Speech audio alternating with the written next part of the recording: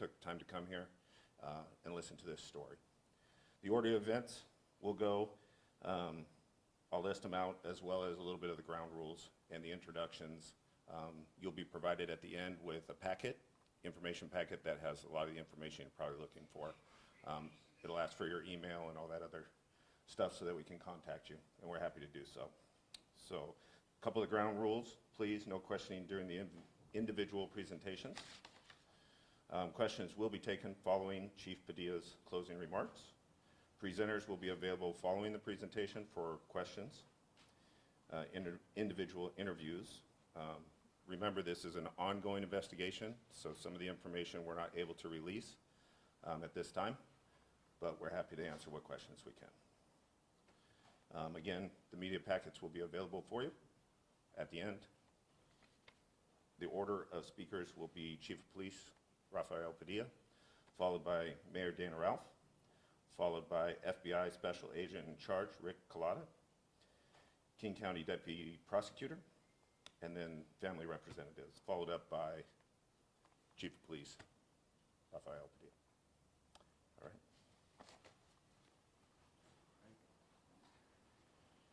Thank you, Assistant Chief Kasner. Good afternoon. I want to express my sincere appreciation for those who have gathered today for this press conference, and a special thank you to the Yancer family that's here. We know that this is a deeply painful thing to go through, while at the same time incredibly meaningful and important. So thank you for being here. So our story. Today we have an important story to tell. One that starts out many years ago with tragedy, grief, loss, unanswered questions, and a void in the criminal justice system's ability to bring a suspect to justice. And now, more than 44 years later, we begin the final chapters of this story, finding some answers, making significant steps towards achieving justice and accountability, and hopefully providing Dottie's family with the opportunity for healing and closure. The incident. On February 23rd, 1980, sometime just after 10 p.m., Dorothy Dottie Maria Cizelle left work at Gaetano's Pizza to go home. This would be the last time she would be seen alive.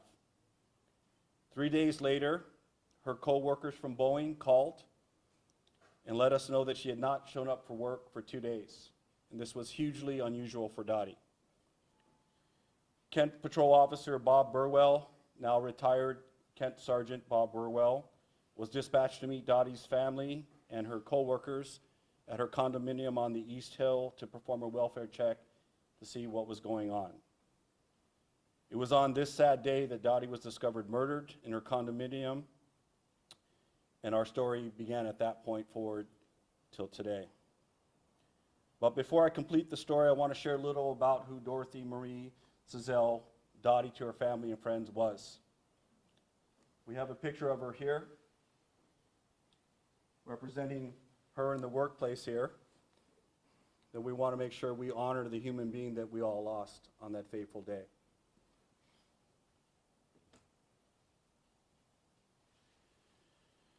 Dottie was originally from Mandan, North Dakota, and graduated high school there.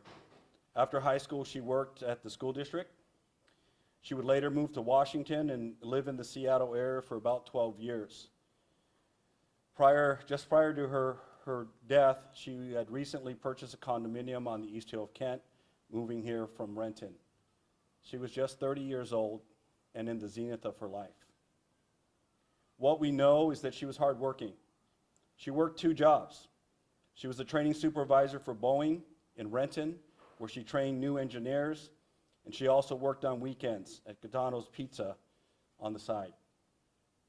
We know she was compassionate and caring, volunteering her time often to give back to the community.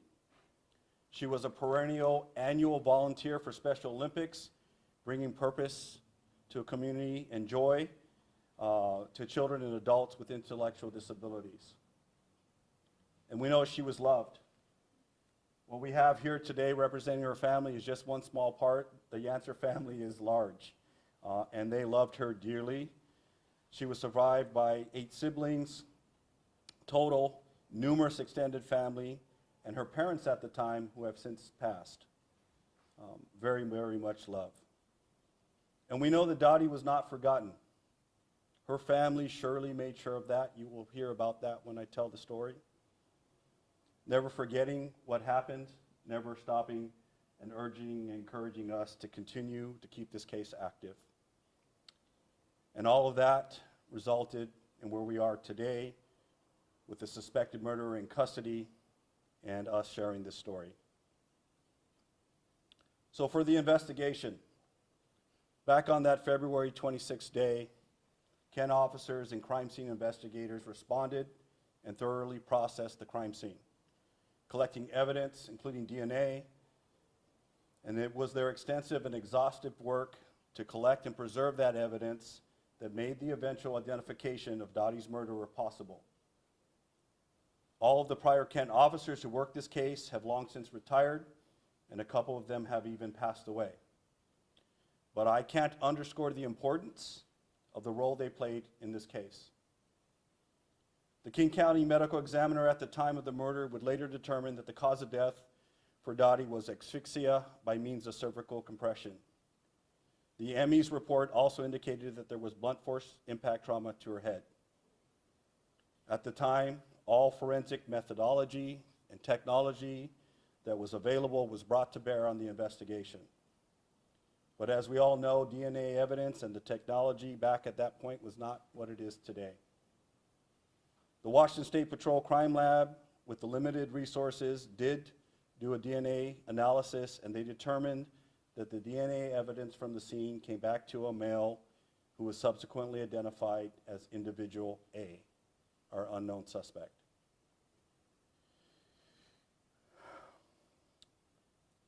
Like I mentioned, back then we did not have the databases to support the work or the technology. CODIS, Combined DNA Index System database, was not available for cross-reference and checks. Fast forward to 1996.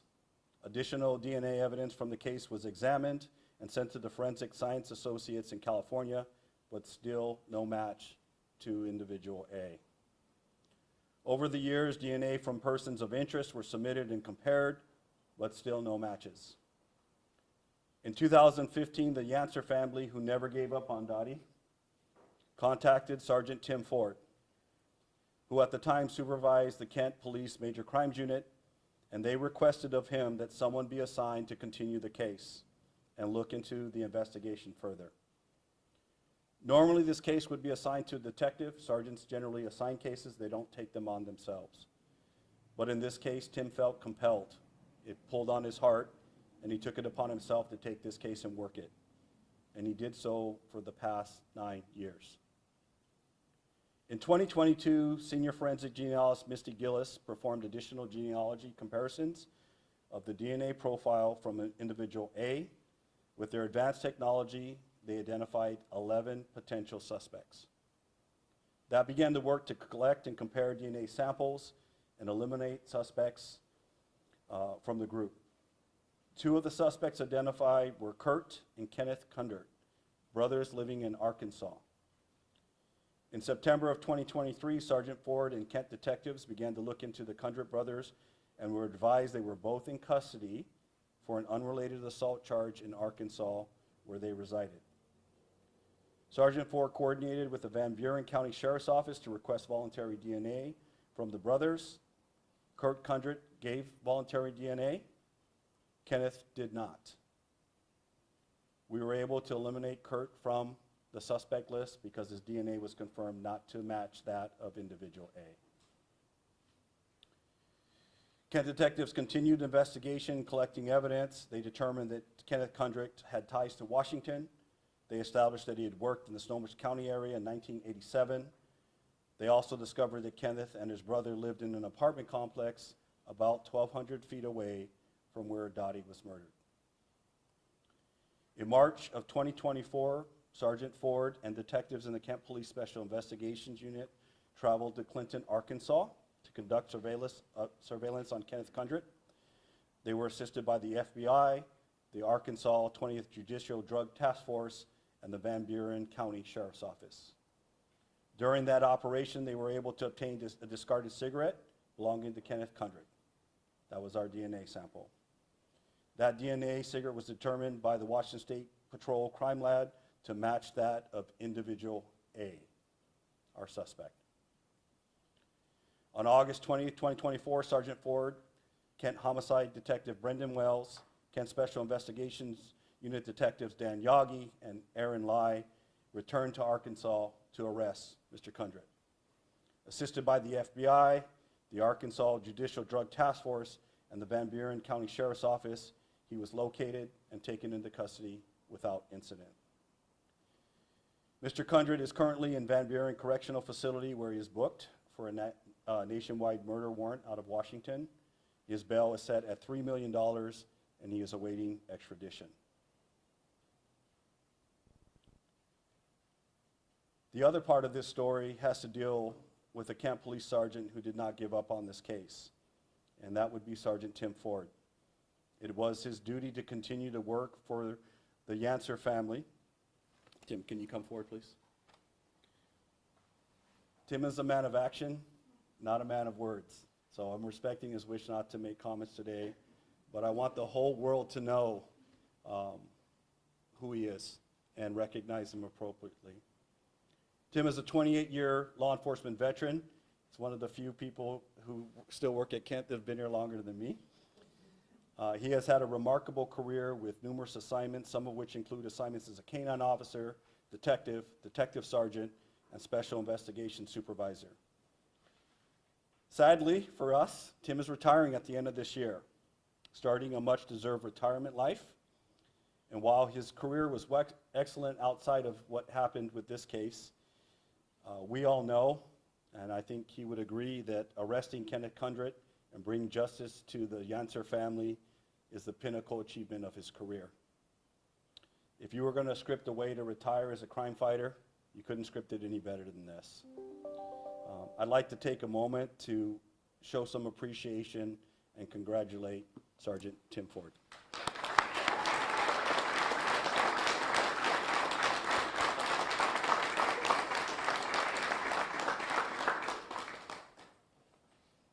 Next, I would like to call upon Mayor Dana Ralph for her remarks. Thank you, Chief. Dana Ralph, Mayor for the City of Kent. I want to start out with where that round of applause ended. Detective Ford took that call in 2015 and made this case his own. He knew how important it was for the Yancer family to have this closure and see this come to resolution, and he took that very, very seriously. I want to say thank you to all of the officers, detectives, outside agencies that brought this case along for so many years. All the way back to that first officer on scene that night. Well, you heard the chief talk about it. We didn't have the DNA technology then, but they did the work. And the result was we now have a suspect in custody after all of these years. So, Sergeant Ford, thank you. To the Yancer family, bittersweet day. My hope is that this has brought a tiny bit of closure and resolution. Thank you for your patience with us, with the system. Thank you for never giving up on Dottie. Thank you for making sure that this suspect is in custody. That phone call, that kept things in motion. And your commitment to her should not go unrecognized by everyone that is watching today. So, thank you so much. To our community, what I want to say is your police department is amazing, and this is what they do. Each and every one of their victims that things that happen in the city of Kent, we take it very, very seriously, and these cases become the most important thing that our officers are doing. They will never give up. This case is a prime example of that. While some cases are solved very quickly, there are others that take time, take advancements in technology, but making sure that our officers have the resources to use that technology is absolutely a priority for this city, and I believe a priority for our residents, because this is the kind of outcomes that can be achieved if we have those tools that are available to us. Again, this is a very bittersweet day, but I feel like it is an ending much deserved. You can see very clearly in the story of Dottie's life, my favorite picture is the fact that it's her hugging participants at the Special Olympics. That is a title that only very, very special people have, and Dottie was that person. The fact that Sergeant Ford, our police department, was able to bring this to conclusion is absolutely the ending that she deserved to this case. We are very, very grateful, and again, I want to thank everyone for their support and all of the officers that got this case to this point. Thank you very much, and it is my pleasure now to introduce FBI Special Agent in Charge, Rick Collodi. Good afternoon. I'm Rick Collodi. I'm the Special Agent in Charge of FBI Seattle. I appreciate the invitation from Chief Padilla and the Yonser family to allow us to participate in this event, as well as joining our partners from the Kent Police Department and King County Prosecutor's Office. I'm honored to represent the FBI in several components who participated in this case. That includes FBI Seattle, FBI Little Rock, the FBI Lab at Quantico, our Behavior Analysis Unit, and the Violent Crime Apprehension Program. We're here today to announce the arrest and charges because of the determination of the Kent Police Department. They serve as an example of what our communities should expect. They never gave up pursuing justice for the victim and her family during this 44-year investigation. They remain committed for decades in pursuit of additional tools and forensics relevant to Dottie's homicide. The Kent Police Department contacted the FBI a few years ago regarding Dottie's case and new leads in the investigation. We were proud to support the investigation by providing specialized technical and analytic support to progress the case. This included extensive analysis to identify and locate individuals critical to this investigation. The partnership of shared assets is critical to law enforcement agencies and their joint focus on narrowing leads and resolving crime. As we often do, the FBI can connect law enforcement agencies at the federal, state, tribal, and local levels across the nation. The FBI's 56 field offices have integral relationships with each other, as well as robust relationships with our partners in our areas of responsibility. FBI Seattle coordinated with FBI Little Rock to support this investigation, which is where the subject lived. FBI Little Rock also connected the Kent Police Department with the Buren County Sheriff's Office. The FBI offered support from the Behavior Analysis Unit and the Violent Crime Apprehension Program to aid in this investigation. Beginning in the 1980s, law enforcement across the U.S. and abroad began looking to these resources for guidance, especially in unusual cases, to include historic homicide investigations. Finally, this case stands as an example of the commitment and the determination held by members of the FBI, the Kent Police Department, and other law enforcement partners to pursue justice and accountability. We want our communities to know that despite the passage of time, our efforts stand for victims. Let me say that again. We want our communities to know that despite the passage of time, our efforts to stand for victims does not diminish. I'm thankful the FBI had an opportunity to serve and provide resources in this case as an opportunity to add value to our communities and to families affected by crime. Next, I'd like to introduce Casey McNerthy from the King County Deputy Prosecutor's Office.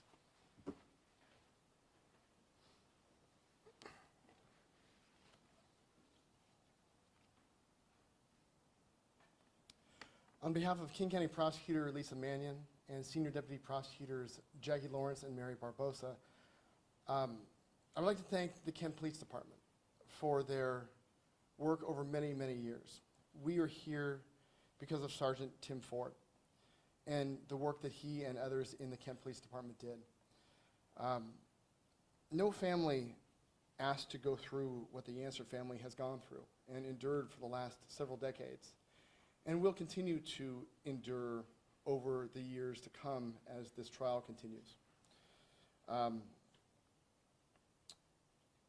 Hopefully, it is reassuring to the people of King County that there are sergeants like Tim Ford and departments like the Kent Police Department who don't forget about people like Dottie and never did. To people who may be in a similar position as the defendant, wondering if there's going to be a knock on the door. There will be at some point. It doesn't matter if the case is a week old or 44 years old. At some point, there will be a knock on the door, and that's because of people like the Kent Police Department and others like them. King County prosecutors have charged this defendant with murder in the first degree. We anticipate that he will be back in King County at some point. That could be as early as a week. It could be several weeks later. But he is expected to return here. The case is expected to take a significant amount of time, as murder cases do. It is important to take that time to make sure that we do it thoughtfully and in the correct way that we anticipate doing it. I also need to note that defendants are innocent until proven guilty in court, which can be difficult for some people to hear. But it is important to say that and to present the most complete picture to the court and to present the case that we believe can hold up in court.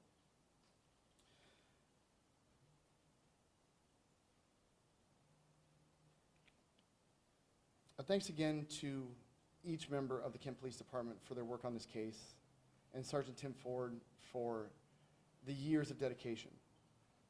It is so reassuring to know that there are people like him and officers like those in Kent who care about each victim and make sure that justice is done and the most complete picture can be presented to the court.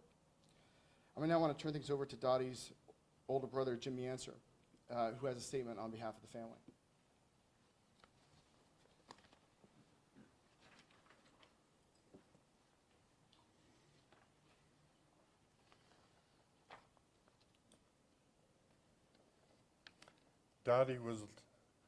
Dottie loved life and people. She was an awesome aunt to many nieces and nephews. She was a daughter to Mom and Dad Yancey. She was a sister to 8 brothers and sisters, and a sister-in-law who loved her family. She loved her job at Boeing and had many friends that traveled and played together. She was a hugger for the Special Olympics and is missed by all. A special thank you to Tim Ford,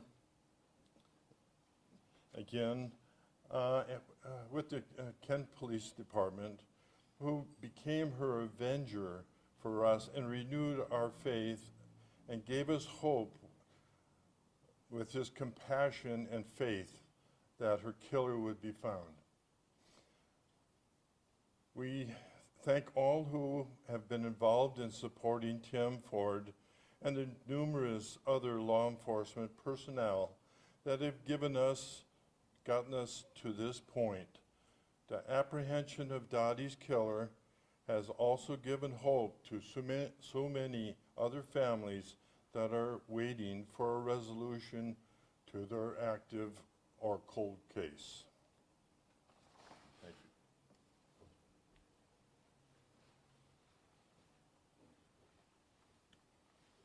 Thank you, Jim. I could not be prouder of the incredible work by the Kent Police Department and Sergeant Tim Ford specifically, the detectives who aided him, Detective Brendan Wells, Detective Daniel Yagi, Detective Aaron Lai. There were also many other people and organizations who provided assistance, as you've heard, that led to the arrest and filing charges of Mr. Kundert. Please bear with me. I think this is worth reading and we want to recognize. King County Prosecutor's Office Senior Deputy Prosecuting Attorney Mary Barboza and Deputy Prosecuting Attorney Jacqueline Lawrence. King County Medical Examiner's Office, the Washington State Patrol Crime Lab, scientists Denise Rodier and Rebecca Nehart, Washington State Attorney General's Office, Identifiers International, owner Dr. Colleen Fitzpatrick, and Dr. Forensic Genealogist Misty Gillis, FBI Quantico, their lab on behavioral analysis and violent crime apprehension, with analyst Dr. Melissa Kovetsky, the FBI Seattle Field Office, SAC Colodey's team, Special Agent Kara O'Reilly, Staff of Operations Special Tactical Specialist Coordinator, that's the title, Kelly Glasgow. FBI Little Rock, Field Office Special Agent Sophie Feather Gardner. The Van Buren County Sheriff's Office in Arkansas, Lieutenant Chasta Harrison. The 20th Judicial Drug Task Force in Arkansas, Commander Heath Jones and Investigator Wesley Potts. And the City of Clinton, Arkansas Police Department Chief Jay Murdoch. They all were major contributors to this outcome. In closing, I want to take a moment to point out that there are thousands of more cold cases that have not been solved. It is our duty to do all we can to see those cases through. This case and so many others that remain unsolved highlight the need for resources dedicated to criminal forensic work, and specifically DNA comparison examination, as well as the law enforcement personnel, investigators needed to keep these cases going. The families of these victims deserve that from us. I also want to reaffirm that the Kent Police Department will continue to be relentless in our pursuit of violent criminals, including those offenders who managed to evade us for years. With the advancements in DNA technology and other forensic tools, they can run, but they can't hide. It is also important that we not lose sight of the fact that a wonderful human being was taken from us 44 years ago. And while we stand in full support of the Yancer family as they continue to deal with their loss and heal, we also take considerable satisfaction in knowing that the suspected murderer, has been finally brought to justice. Thank you.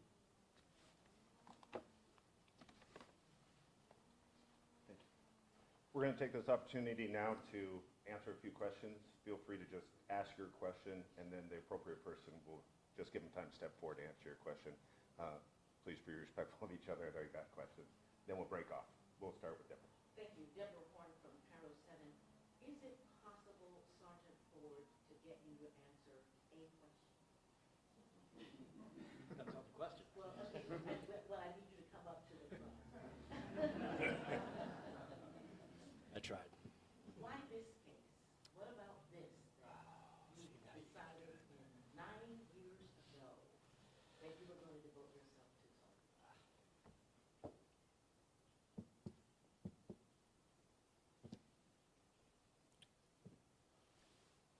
Listening to Ken talk to me on the phone. Their loss. I knew about the case from prior. I knew her name.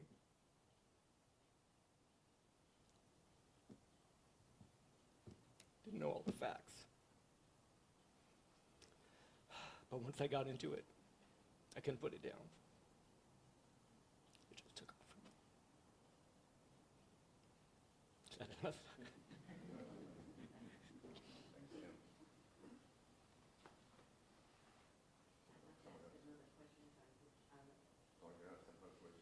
Well, the mayor did say that this was bittersweet, presumably, for the family. Is someone from the family able to talk to us about that? Yes, the person who allegedly killed Dottie is in jail, but Dottie is still gone. But whoever speaks, we need you at a microphone, If you're, if you can. yeah, I'm gonna step in. We did pregame this a little bit, and the family just wanted to be here and wasn't really in position to answer questions. So if you have any questions from the presenters, those are great questions. Thank you. How many cold cases do you have? You said thousands. I'm assuming not thousands here in Kent. Correct. I was referring to the thousands just in Washington State that are out there. Many, many more across the country. I don't have an exact number of how many we have, but Kent does carry several of them. And you do care. I mean, I hear from people when crimes haven't been solved, when someone they love has been murdered, they care for 40 years, they care for 4 years, for 40 years, for 100 years, and they could live so long. And sometimes they think you don't care, that you don't care about your person. Yeah, you saw the emotional impact on Sergeant Ford. That is not unique to him. Our detectives deal directly with the families of the victims, and it does carry with them. They have considerable responsibility, and trust me, they want nothing more than to solve these cases. I will tell you, to give you an example of how impactful it is, over the course of the last few days, I have received emails from our retirees, people that were working 44 years ago. And this case, they were all over it. They are ecstatic that it's been solved. They are very, very connected to the fact that they were able to do their job so that today this generation can do its job. And so, yeah, it means a ton. Chief, what was Mr. Kundrich's demeanor when they knocked on the door and told him he was under arrest? I asked the same question, thank you. I was told that he was pretty non-responsive, pretty emotionless. I know that if someone came to me and said I was arrested for anything, failing to pay a parking ticket, it would be a big shock. I am told that there was a non-response. It was just, okay. Do they think he knew this day was coming and he was living out on that 32-acre piece of property by himself, trying to stay off the radar? You know, I can only speculate, but I would imagine after 44 years, you're feeling pretty good that maybe this is never, that knock on the door is never going to come, but he was wrong. Well, you had tested his brother, and so it seems to me, are they in contact, and did they not have a conversation about it? I know you don't know that, but you were in contact with someone he was related to. Correct. When we asked for the sample DNA, obviously that had to concern him considerably. And so, yeah, I imagine he figured someday, at that point maybe, he was in trouble. There are news reports that he was at a Walmart, and that it was through that you got the cigarette as he threw it out in Walmart, at a Walmart. I have not confirmed those details. Yes, that is correct. Yeah. So good for people who smoke, I suppose? Yeah. Because obviously you have to get his DNA somehow. It's true, and within the confines of the law and respecting privacy and constitutional rights, our detectives are very creative at figuring out a way to do that. Cigarettes is only one mechanism that we can do that, and we will. Chief, I do need to ask questions about the shooting today. Do you want to take those off? I'll take those offline. Does anybody have any questions? How much do you know about the suspect's history or involvement with law enforcement? So interesting, Mr. Kundrich did not have a substantial criminal past. We were able to locate some misdemeanor crimes, but nothing that would jump to murder. So either he's very fortunate to get away with what he does, or this may have been a rare instance of opportunity. So I don't know that we have more than that. Yeah, Any health records or anything like that? not that I know of. So then, Chief, you don't have a motive? We are working to determine that still, but currently, no. We don't know what the motive was. Chief, would you like, sorry, go. What about a weapon? There was, the cause of death was determined by the ME as asphyxiation, so she was choked. Chief, are you looking for people that might have known him in 1980 to help us get the timeline, or what he was doing here, or how he behaved? Yeah, thank you for that. Like I said, we're continuing to gather as much evidence as we can for the case, and if anyone has any information regarding this, or just general information, we would welcome that. Hit us up. You can call 911 and tell them to connect with the Kent Police, and we'll take that information. Absolutely. Thank you. Do you think he might have other victims, given the nature of this case? We don't have anything that suggests that at this point, but obviously his DNA is in a system. It's been identified. If other DNA hits come up, that will be something obviously every law enforcement agency will follow up on. We are also taking the time as a department to look at our other cases to see if there is connections, but at this time we don't have information that indicates that's the case. Do you know when he left Washington State? And how long he's been in Athens? I do not know that exactly. I know he spent, sorry. Nope. I don't know that exactly, but I know he spent some time in different states, Wyoming, Colorado, Arizona. He seemed to travel around the country. living kind of a transitory lifestyle. But I don't know the exact year he left Washington State. Or what he did for a living? He did some siding, some construction work, it sounds like, but I don't know all the details of that yet. Nor how long he's lived in Arkansas? I do not know.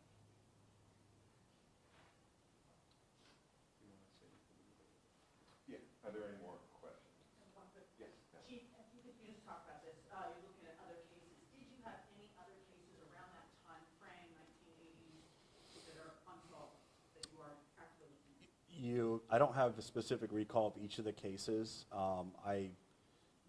Kent was a different place and time back then, and so homicides were extremely rare. And so we would have to go back and check, but I don't know of any specific cases in 1980. How many homicides did you have in 1980? I'm thinking of it in the context of today. I- You didn't have that many. We didn't have that many. I would be surprised if this wasn't the only one that year, but I don't have that. We can get that information for you. I would like to. Sure. Well, if there are no more questions, again, thank you for stopping by. If you have other questions,